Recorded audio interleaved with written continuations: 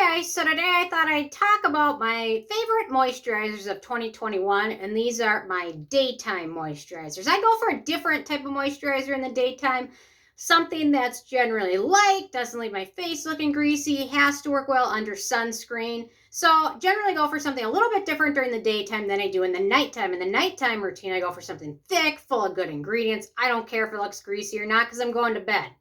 So these are two different lists, and most of these won't cross over. A few of them might, but anyway, so I've got, they're all fragrance free. I've got the first half is more towards dry skin, and the second half is towards oilier skin types. Ones I like more during summer and spring than I do winter and fall.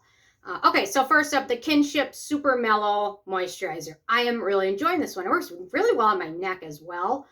Very hydrating, good ingredient list. It has a natural scent of vanilla from vanilla, which is actually an antioxidant, not an irritating skin ingredient. There are fragrances that are really just irritants, and there are fragrances that actually have good benefits. Vanilla is one of the good ones. Cucumber is another one that might have a little bit of a scent, but it's an okay scent. Aloe. Irritants like lemon oil, lemon peel oil, citrus peel oil. You know, they don't really have a benefit for skin like the vanilla does or the cucumber.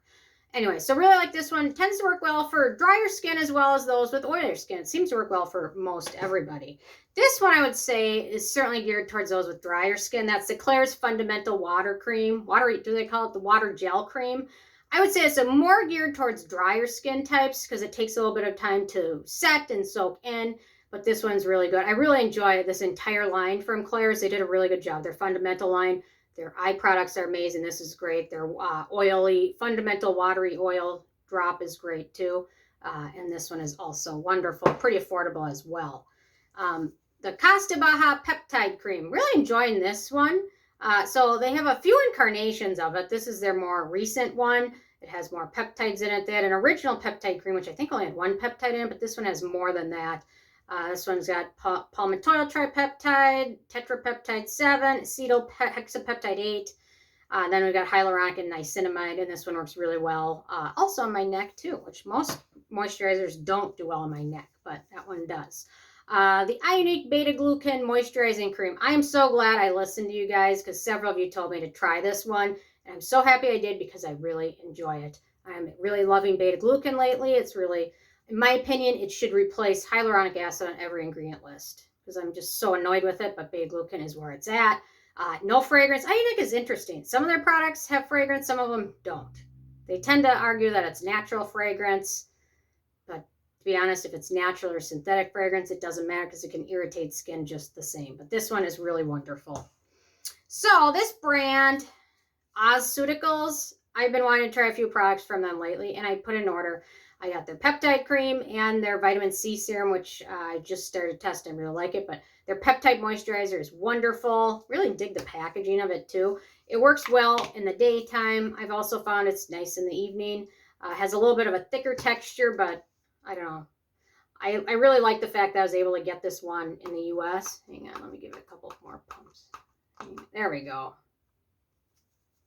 It's kind of a thicker texture, but anyway, I found this one to be a nice alternative to the Protini as well. So if you live in Australia or in the US and you can get a hold of it, it's really nice. The other brand I want to try is, what was it? Sunseuticals from them? Oh, well, it's another Ceutical name, but Skin Suit. No, that's another brand. Anyway, okay, I'm done with that tangent. I don't know what I'm talking about. Okay, the Holifrog Grand Amino Cushion Cream. I really like this one as well. I will say it works nice in the morning routine, but you have to make sure to use a nice moisturizer with a sunscreen that's very hydrating over it if you have drier skin.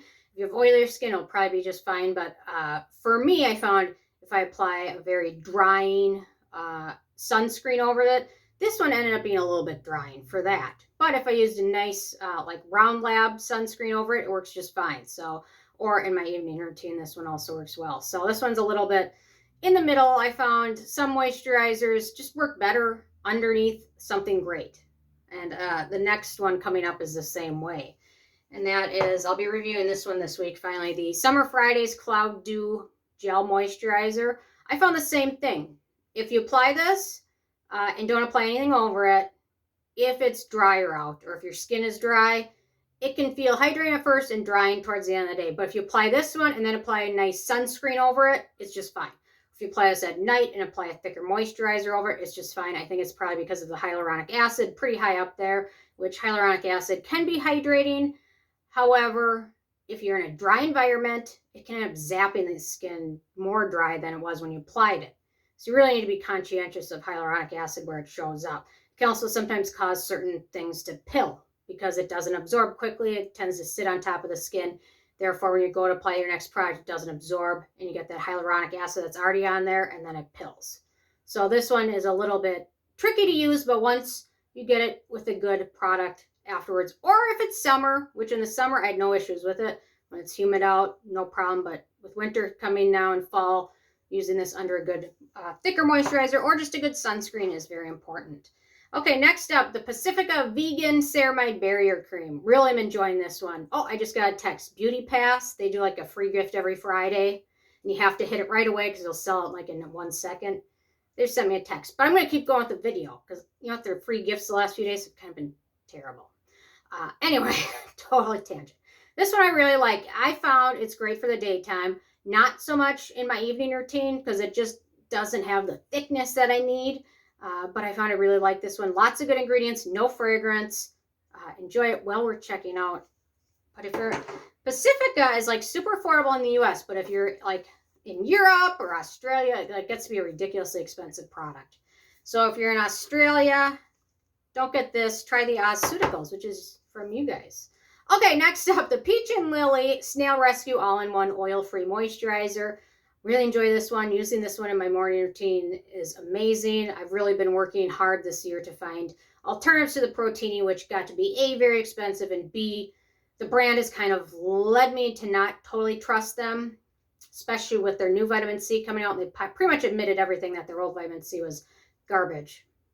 So trying to find alternatives because I just don't want to support that. But anyway, this one's really nice. No fragrance. We got a little bit of snail mucin, but the snail mucin, like in the Cosrx snail cream, takes all night to absorb. This one absorbs quickly. It doesn't look greasy, but the Cosrx snail mucin is just way too hydrating for daytime. And this one's great for oilier skin too. The Bonajour Green Tea Water Bomb Moisturizer. This one's great. If you have oily skin, it's great. If it's summer or spring, it's great. For fall and winter, this one I'm going to layer it underneath something else. But really enjoy it. Lots of great ingredients in it. For the price, you can't beat it. The gel texture is wonderful. Okay, this one is another great one for oilier type skin. The Isnt Aloe Soothing Gel. This one is the fresh type. They have the moisture type too, which I'm going to have to try that one out. But this one I've been using a lot on my neck lately. It's great. Using my daytime routine, it's great. With winter, probably not so much alone, but with another moisturizer, it's wonderful. And then finally, I would be remiss if I didn't mention this one, just because I have used it so much. That's the Protini. It's still a good moisturizer. It's still got good ingredients in it, but I've just been kind of let down by the brand. But overall, I still need to mention on this list because I did still use it for the better part of the beginning of the year as my daytime moisturizer. Working to find alternatives. I'm working on another alternative video as well as we speak. But anyway, I just thought I should mention it because it's still one I used. And I've still got about half of this big jar left. About the big jar, and then they really disappointed me after that. And then they continue to disappoint me. So I don't know, whatever. Rant, freak out, buy more. That's me. So anyway, I'm interested in you guys what your favorite daytime moisturizer is, or if you use the same daytime moisturizer as your evening moisturizer. That'd be interesting. For a while, I did the Protini as my daytime and evening one, but I'm all about getting as much different products on my skin as possible. I don't know, because I'm crazy. I admit it. It's the truth. So anyway, leave a comment. I love hearing from you guys, and stay tuned for more tomorrow. Okay, thanks so much. Bye, guys.